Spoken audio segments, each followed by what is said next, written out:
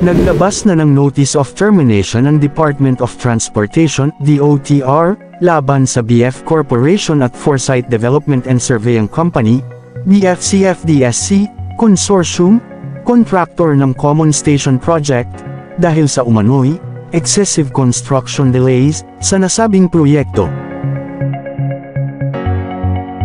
At bago natin ituloy, kung ikaw ay bago pa lang sa aking YouTube channel ay huwag kalimutan mag-subscribe at i-click na rin ang bell icon para lagi kang updated sa mga bago kong upload video. Tinapos ng Department of Transportation, DOTR, ang kontrata nito sa mga konstruksyon at engineering consulting firms na responsable para sa pagbuo ng Unified Grand Central Station, isang pangunahing proyekto na nangangahulugang may ugnay ang mga linya ng tren ng Metro Manila at madali ang paglalakbay sa commuter.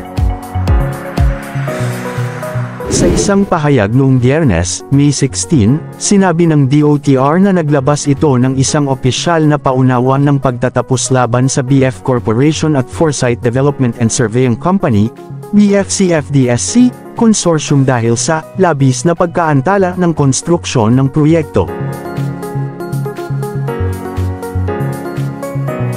Ang karaniwang proyekto ng istasyon ay dapat na i-konekta ang Light Rail Transit Line 1, LRT1, Metro Rail Transit Line 3, MRT3, at Metro Rail Transit Line 7, MRT7. Ngayon na natapos na namin ang kontrata sa BF Corporation at Foresight Development at Surveying CO, maaari nating tuluyang magpatuloy sa konstruksyon, sabi ni DOTR Secretary Vince Dizon. Pinagdag niya na ang susunod na hakbang ay upang galugarin ang mga paraan upang mapabilis ang konstruksyon ng Common Station, upang ang mga commuter ay maaaring makinabang sa wakas. Hindi ito ang unang pagkakataon na nahaharap ang proyekto sa mga pagkaantala, una nang iminungkahi noong 2009, nagdrag ito sa loob ng 16 na taon dahil sa mga hindi pagkakaunawaan sa lokasyon ng istasyon, mga alalahanin mula sa mga pangunahing stakeholder at ang COVID-19 pandemic. Ang konstruksyon ay una nang nakatakda upang magsimula sa 2017, na may isang target na petsa ng pagkumpleto ng 2019, kasunod ng isang memorandum ng kasunduan na nilagdaan ng mga kumpanya kabilang ang SM Prime Holdings, Ayala Corporation, San Miguel Corporation at Metro Pacific Investments. Noong 2019, ang pagbubukas ay inilipat sa 2022, pagkatapos ay naantala muli sa May 2023 matapos tumigil ang konstruksyon sa panahon ng COVID-19 na pandemic. Noong 2023, inihayag ng DOTR ang isa pang pagpapaliban, sa oras na ito na binabanggit ang mga isyong teknikal. Ang LRT1 ay tumatakbo mula sa Fernando Poe Jr. Avenue sa Quezon City hanggang sa Dr. Santos Avenue, Sucat, sa Parañaque, na may mga istasyon na kumukonekta sa LRT2 o MRT3. Matatagpuan sa North EDSA, Quezon City, ang Common Station ay mahalaga para sa hinaharap ng network ng transportasyon ng Metro Manila.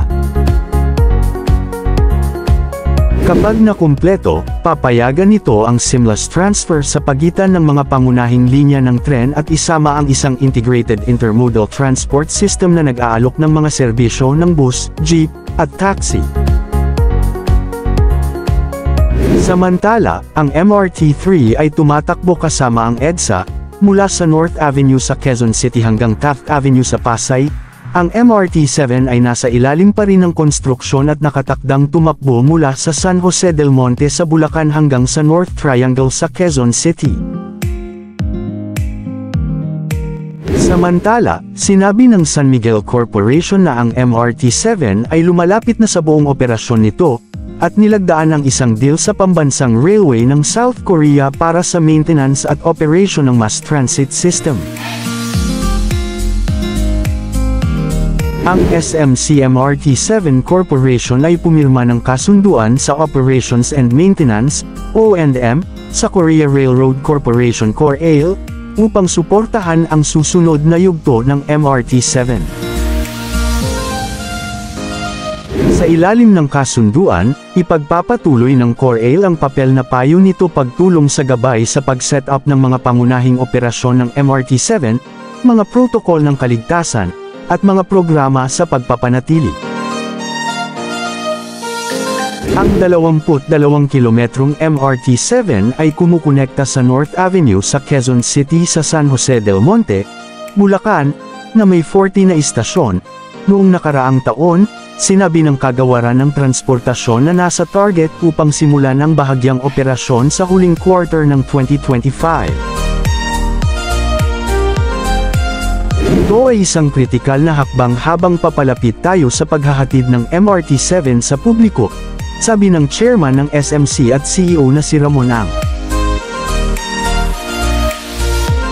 Nahaharap sa mga pagkaantala karamihan dahil sa mga right-of-way issues ngunit nanatili nakatuon sa lahat ng mga tren na inaasahan na tatakbo at masuri sa pagtatapos ng taong ito, at ang buong operasyon na na-target para sa 2026, ang pakikipagtulungan na ito kay CORAIL ay nagdadala sa mas malapit sa layunin. Sinabi ni SMC na magbibigay ang CORAIL ng kadalubhasaan sa teknikal upang matiyak ang isang maayos na paglipat mula sa konstruksyon hanggang sa pang-araw-araw na operasyon. Ang pakikipag-ugnay ay nagsisimula sa July 2025, kasama ang unang 6 hanggang 12 buwan na nakatuon sa pagkumpleto ng mga kinakailangan sa pre-operational at nagpapatatag ng mga pangunahing sistema. Sa pangmatagalang panahon, ang CORAIL ay magpapatuloy na magbigay ng teknikal na suporta para sa mga operation at maintenance to help maintain continuity, support knowledge transfer, and apply global best practices throughout the system. Ayon kay San Miguel, pinatatakbo ng CORAIL ang malawak na network ng tren ng South Korea, kabilang ang high-speed KTX system, metropolitan commuter lines, at intercity services.